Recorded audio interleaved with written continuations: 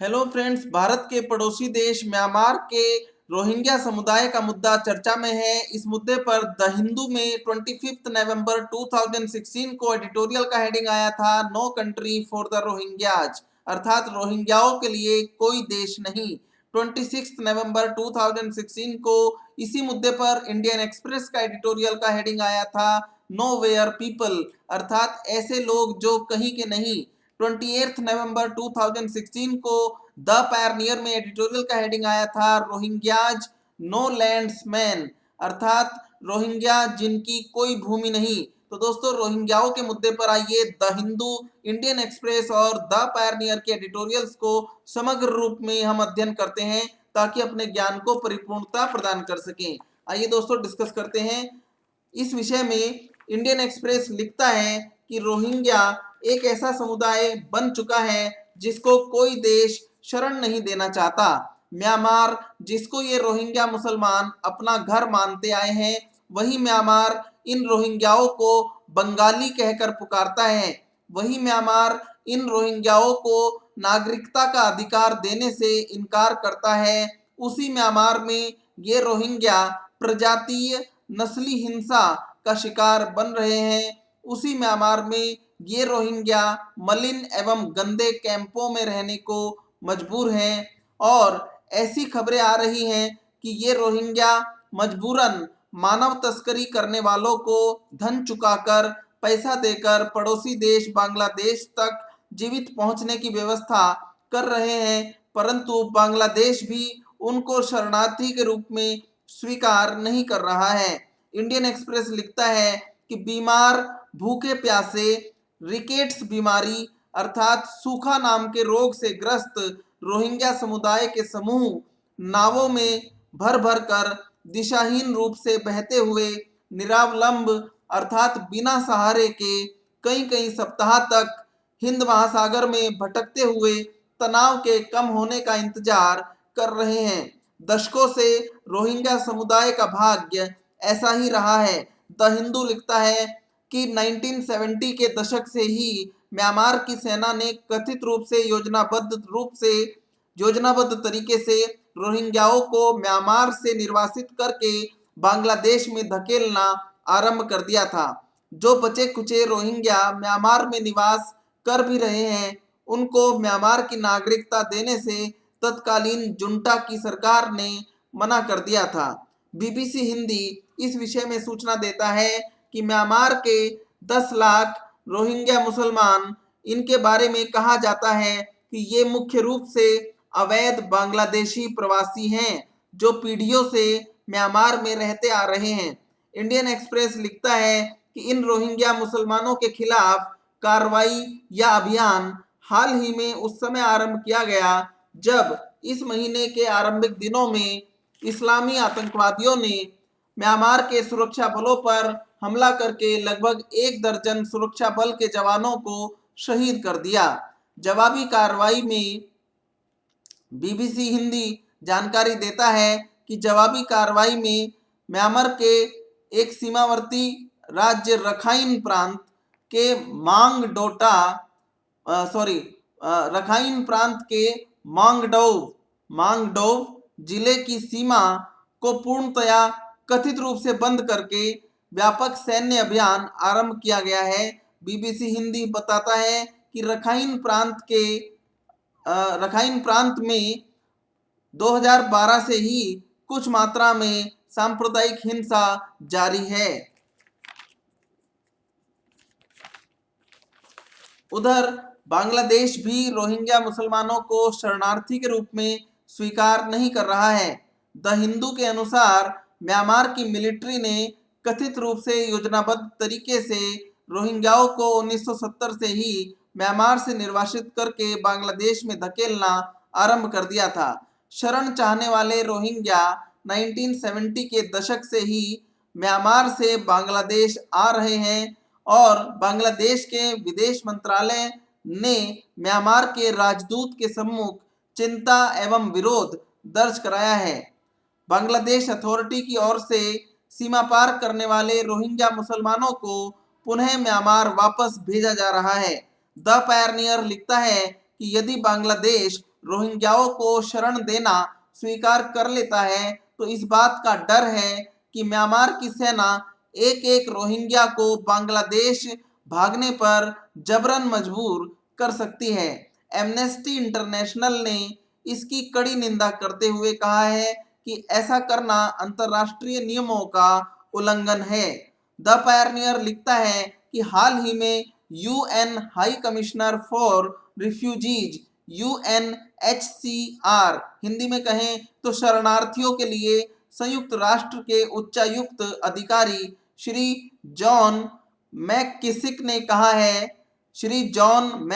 ने कहा है कि म्यांमार के सैनिक पुरुषों को गोली मार रहे हैं, बच्चों की बलि ले रहे हैं, महिलाओं के साथ बलात्कार हो रहे हैं, घरों को लूटा एवं जलाया जा रहा है और लोगों को नदी पार कराकर पड़ोसी बांग्लादेश में धकेला जा रहा है। मीडिया रिपोर्टों के अनुसार कथित रूप से उन्होंने यहां तक कहा कि म्यांमार की सरकार मुस्लिम अल्पसंख्यकों की प्रजातीय सफाई एथनिक क्लींजिंग मुस्लिम अल्पसंख्यकों की प्रजातीय सफाई अर्थात एथनिक क्लींजिंग करने की नीति पर चल रही है। यूएनएचसीआर तथा एमनेस्टी इंटरनेशनल दोनों ने रोहिंग्याओं के खिलाफ कथित रूप से सामूहिक दंड अभियान चलाने के लिए आंग सान सू की के अप्रत्यक्ष नेतृत्व वाली म्यांमार सरकार पर कथित रूप से आरोप लगाए हैं।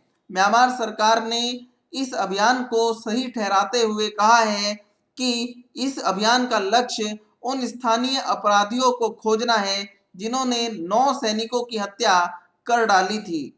अनेक रोहिंग्याओं ने कथित रूप से अंतर्राष्ट्रीय जिहादी समूहों की सदस्यता ले रखी है और वे कथित रूप से अपना नेटवर्क पूरे म्यांमार में फैलाने की योजना बना रहे हैं। दोस्तों, द हिंदू लिखता है कि म्यांमार सेना ने नागरिकों को लक्ष्य बनाए जाने के आरोपों से पूरी तरह इनकार किया है, परंतु सैन्य अभियान के बाद की उपग्रह से ली गई तस्वीरों से प्रतीत होता है कि सैकड़ों भवन जला दिए गए हैं और रिपोर्टों में कहा गया है कि जिन्होंने भागने की कोशिश की उनको कथित रूप से गोली भी मारी गई है। इस बार की हाल ही में हुई घटनाओं पर आश्चर्य की बात यह है कि आंग सान सू की party national league for democracy की सरकार चुप्पी साधे हुए है। म्यांमार की वास्तविक शासक डी फैक्टो रूलर आंग सान सू की ने रखाइन प्रदेश में जारी सैन्य अभियान के विषय में ज्यादा कुछ नहीं बोला है। उन्होंने रोहिंग्या समस्या के बारे में भी रोहिंग्या समस्या के बारे में भी ज्यादा कुछ नहीं बोला है। जब अप्रैल 2016 में दशकों के मिलिट्री शासन के अंत के बाद आंग सान सू की पार्टी सत्ता में आई थी तो सभी ने आशा की थी कि म्यांमार में लोकतंत्र व शांति का नया अध्याय आरंभ होगा, परंतु सरकार मानवीय संकट से निपटने तथा आंतरिक सुरक्षा का माहौल सुधारने में सक्षम सिद्ध नहीं हुई है। रखाइन प्रांत में जारी सैन्य अभियान से सिद्ध हुआ है कि सरकार का चेहरा बदलने से भी म्यांमार के अभावग्रस्त समुदायों की स्थिति में सार्थक सुधार नहीं आया है।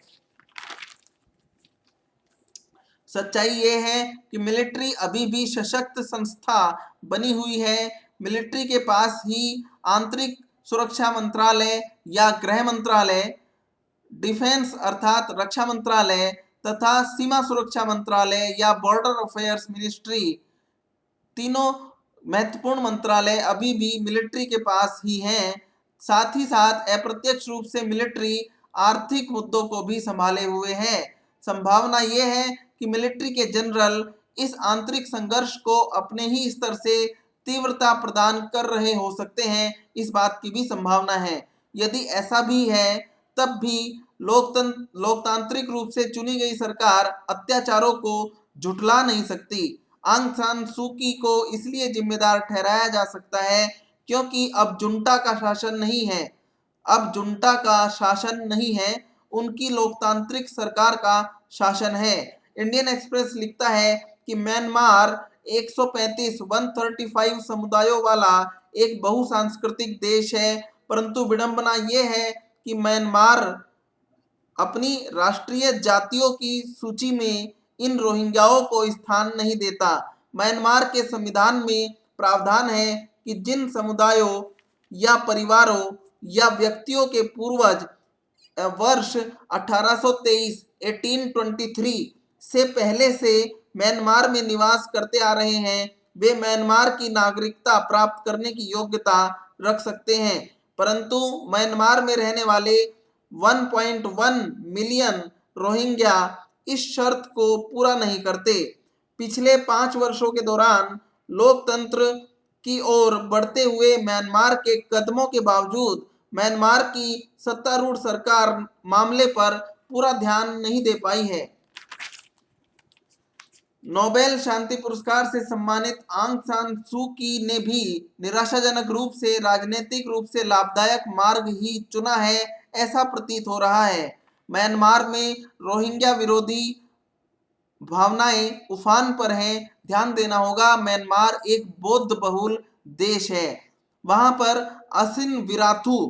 आसिन विराथू नाम के मांडले निवासी बौद्ध भिक्षु, जो कि रोहिंग्या विरोधी प्रचार के अग्रणी नेता हैं, उनकी मान्यता है कि म्यांमार मुस्लिमों के आसिन विराथू नाम के जो बौद्ध भिक्षु मांडले में रहते हैं और रोहिंग्या विरोधी प्रचार के अग्रणी नेता हैं, उनकी मान्यता है कि म्यांमार मुस्लिमों के बड़े बड़े झुंडों के म्यांमार में प्रवेश करने से ग्रस्त हो सकता है। उनकी मान्यता है कि म्यांमार मुस्लिमों के बड़े बड़े झुंडों के उनके देश में प्रवेश से समस्याग्रस्त हो सकता है। यदि दक्षिण एशिया तथा दक्षिण पूर्व एशिया के बिगड़ते धार्मिक प्रजातीय संतुलन की क्षणभंगुरता के दृष्टिकोण से देखा जाए तो इस मानवीय संकट की उत्पत्ति के 2 मुख्य कारण हैं। पहला कारण है म्यांमार के उच्चतम राजनीतिक नेतृत्व, यहां तक कि आंग सान सू की के द्वारा भी आसिन विराथू जैसे रोहिंग्या विरोधी नेता के विचारों की सार्वजनिक आलोचना से बचना। दूसरा कारण है अंतर्राष्ट्रीय समुदाय की रोहिंग्या समस्या के प्रति उदासीनता। म्यांमार, बांग्लादेश तथा भारत भौगोलिक अविच्छिन्नता का भाग हैं। म्यांमार, बांग्लादेश तथा भारत एक प्रकार की विचित्र और अनोखी भौगोलिक अविच्छिन्नता बनाते हैं। रोहिंग्या समुदाय का उत्पीड़न दक्षिण एशिया तथा दक्षिण पूर्वी एशिया के क्षेत्र में तरंग प्रभाव रिपल इफेक्ट जैसे विक्षोभ का कारण बन सकता है, यह आशंका भी है। बांग्लादेश के कथित रूप से हिंदू तथा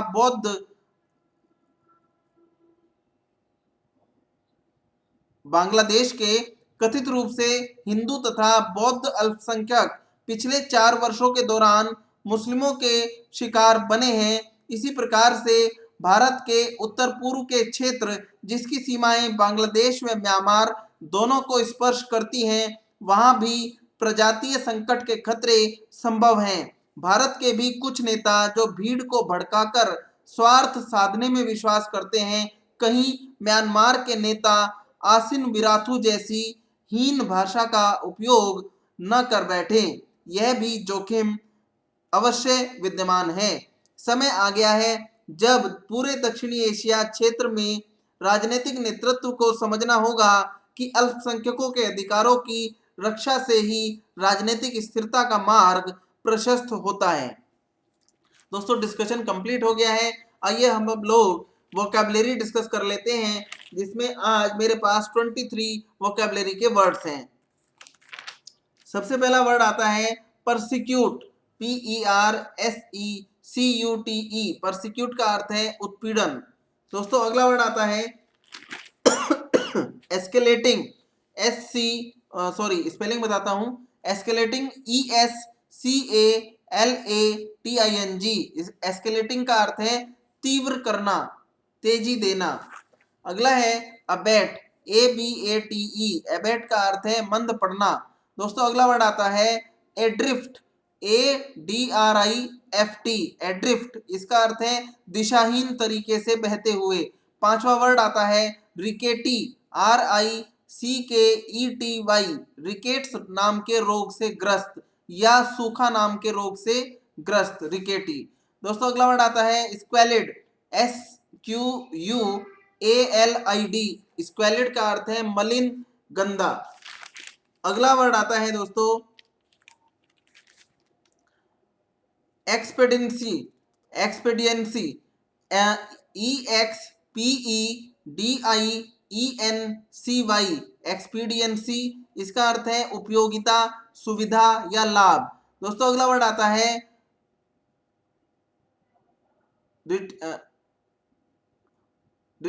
रिटेलिएशन, RETALITAION, रिटेलिएशन का अर्थ है सुरक्षा बलों की जवाबी कार्रवाई। दोस्तों अगला वर्ड आता है स्पीयरहेड, SPEARHEAD, स्पीयरहेड का अर्थ है अग्रणी नेता। अगला वर्ड आता है रेबेल, RABBLE, रेबेल का अर्थ है प्राकृत या झुंड। ठीक है, अगला वर्ड आता है राउजर, ROUSER, राउजर का अर्थ है भड़काने वाला। दोस्तों अगला वर्ड आता है होर्ड्स, HORDES, होर्ड्स इसका अर्थ है झुंड, फौज या सेना। अगला वर्ड आता है इनफ्लक्स, INFLUX, इसका अर्थ है अंतर प्रवाह या भीतर प्रवेश करना। अगला वर्ड आता है रिपल, RIPPLE, इसका अर्थ है तरंग का विक्षोभ। दोस्तों अगला वर्ड आता है एपैथी, APATHY, एपैथी का अर्थ है उदासीनता। अगला वर्ड आता है कंटिन्यूम, CONTINWM, कंटिन्यूम इसका अर्थ है सततता या अविच्छिन्नता, कंटिन्यूटी। ठीक है, अगला वर्ड लीजिए ओनस, ONUS, ओनस का अर्थ है कर्तव्य या भार। अगला वर्ड आता है मेटेड, METED, मेटेड का अर्थ है नापना, ठहराना, बांट देना या परिधि में बांधना। अगला वर्ड आता है रेस्टिव, RESTIVE, इसका अर्थ है अधीर या बेचैन या अड़ियल। अगला वर्ड आता है हाउंडेड, HOUNDED, इसका अर्थ है खदेड़ना, शिकार करना, पीछा करके खदेड़ना या शिकारी कुत्ता। अगला वर्ड आता है लैंग्विशिंग, LANGUISHING, लैंग्विशिंग इसका अर्थ है निस्तेज, सुस्त या ठंडा। अगला वर्ड आता है स्क्वैलिड, SQUALID, इसका अर्थ है अधम, घिनौना या गंदा। दोस्तों इस प्रकार से हमारा ये पूरा डिस्कशन, जिसमें हमने द हिंदू, इंडियन एक्सप्रेस और द पायनियर के एडिटोरियल को समग्र रूप में एक साथ पढ़ा और साथ साथ BBC हिंदी के भी कुछ न्यूज के स्रोतों का इसमें हमने उपयोग किया। इस प्रकार का ये ऑथेंटिक डिस्कशन हमारा कंप्लीट हो गया है। यदि ये वीडियो आपको पसंद आया हो तो प्लीज इस वीडियो को तुरंत लाइक कीजिए। इस वीडियो के लिंक को अपने फेसबुक और ट्विटर अकाउंट पर अधिक से अधिक दोस्तों के साथ तीव्र गति से शेयर कीजिए। साथ ही साथ नित्य नए एडिटोरियल की वीडियो का लिंक ऑटोमेटिकली और फ्री ऑफ कॉस्ट बिना किसी फीस के अपने ईमेल आईडी के इनबॉक्स में उन वीडियोज का लिंक प्राप्त करने के लिए हमारे यूट्यूब चैनल को अवश्य सब्सक्राइब कीजिए। सब्सक्राइब करने से प्रत्येक नई अपलोड होने वाली वीडियो का लिंक आपके ईमेल आईडी के इनबॉक्स में ऑटोमेटिकली सेंड होता रहता है। यदि आप प्रतिदिन यूट्यूब चैनल नहीं भी देख पाते, तब भी आप किसी विशेष दिन पर अपनी ईमेल आईडी का इनबॉक्स खोलकर उसमें दिए गए प्रत्येक लिंक पर क्लिक करके प्रत्येक एडिटोरियल की वीडियो देख सकते हैं और इससे आपकी कोई भी वीडियो, कोई भी एडिटोरियल मिस नहीं होगा। तो दोस्तों इसलिए इस वीडियो को आप लाइक कीजिए, इसके लिंक को अपने फेसबुक और ट्विटर अकाउंट पर अधिक से अधिक दोस्तों के साथ तीव्रता पूर्वक शेयर कीजिए। साथ ही साथ इस यूट्यूब चैनल को सब्सक्राइब कीजिए और नीचे कमेंट सेक्शन में कमेंट करके अपने डाउट्स पूछिए। Thank you very much, all the best.